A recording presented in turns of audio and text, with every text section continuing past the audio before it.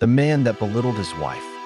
In the heart of a quiet African village called Ndimio, lived a man named Okechukwu and his wife Ngozi. Ngozi was a gentle, hard-working woman known across the village for her kindness and her skill in weaving mats from palm leaves. Okechukwu, however, was a proud and hot-tempered man. Though Ngozi cooked his food, fetched his water, and tended his farm, Okechukwu treated her with cruelty. He shouted at her in front of neighbors, beat her when he was angry, and never appreciated her efforts. The elders often warned him, "A woman is like the soil. If you plant poison, don't expect fruit." But Okechukwu ignored them. One year, a great drought struck the land. The river dried up, the crops failed, and the villagers faced hunger.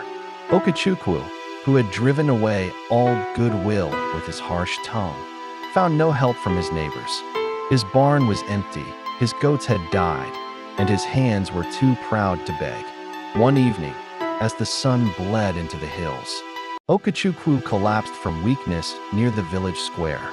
The people watched, unsure whether to help. But from the shadows came Ngozi, carrying a calabash of porridge. She knelt by her husband, fed him slowly, and carried him back to their hut. Okechukwu lay on his mat in silence that night, tears slipping down his face.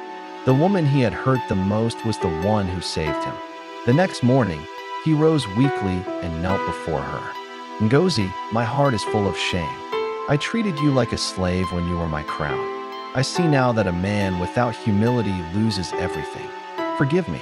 Ngozi looked at him, tears welling in her eyes. "Okechukwu, I never stopped praying for you, even in my pain. Let the past be buried. Let's walk forward together." From that day, Okechukwu changed. He spoke kindly, worked beside his wife, and became an example to the young men of Ndimio. When the rains returned, so did the joy in their home. And in the evenings, when children gathered to hear tales, the elders would say, "Never mistreat the hands that cook your food and wipe your brow. For one day, you may find them holding the water that saves your life."